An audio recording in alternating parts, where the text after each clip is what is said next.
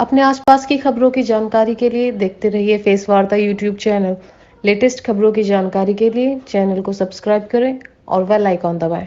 Party में आपको पद मिला, क्या पद मिला? मेरा नाम रामेश्वर यादव है और आज मुझे एनसीपी के राष्ट्रीय संयोजक पंचायती राज के पुष्पेंद्र मलिक जी ने राष्ट्रीय सचिव के पद पर मनोनीत किया है।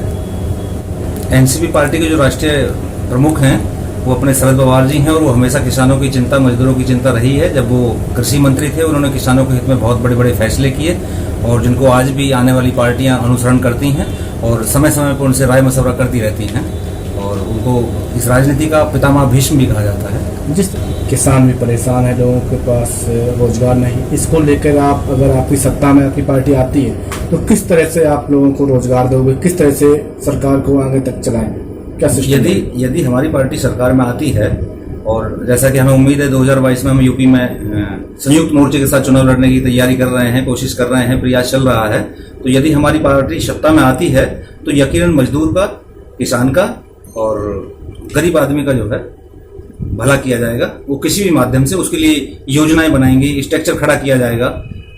तो वो नेक्स्ट टाइम भविष्य की बातें हैं। क्या मुद्दे विशेष रहेंगे जिससे कि आप?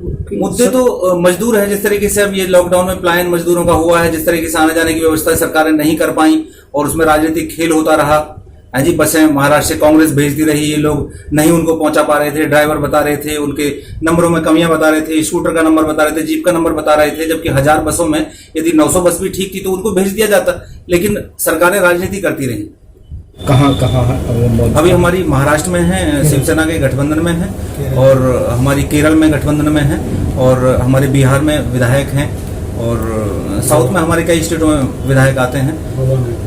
कहाँ जी? गोवा में है।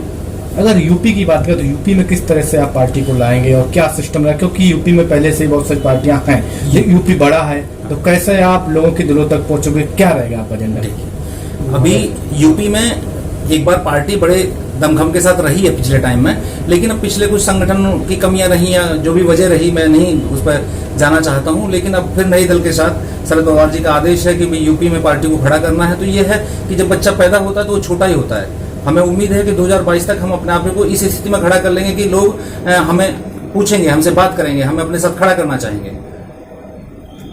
कहाँ कहाँ है? अभी हमारी महाराष्ट्र में है, शिवसेना के गठबंधन में है और हमारी केरल में गठबंधन में है और हमारे बिहार में विधायक हैं और साउथ में हमारे कई स्टेटों में विधायक आते हैं। कहाँ जी? गोवा में है।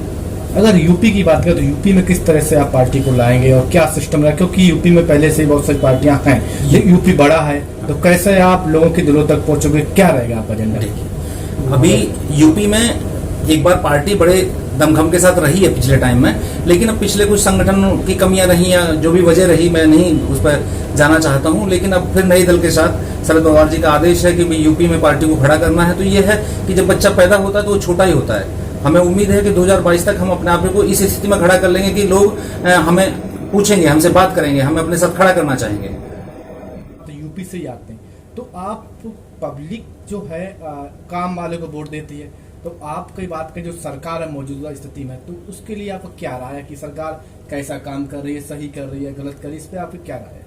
अब देखिए, सरकार के काम की तो तुलना मीडिया बहुत अच्छा तरीके से जानती है, मीडिया भी जानती है, समाज भी जानता है, लोग भी जानता है। कहानी ये है कि इन्होंने ध्रुवीकरण कर दिया है, जातिवाद में बांट दिया है, हिंदू मुस्लिम में बांट दिया है, विकास की बात नहीं कर रहा है कोई।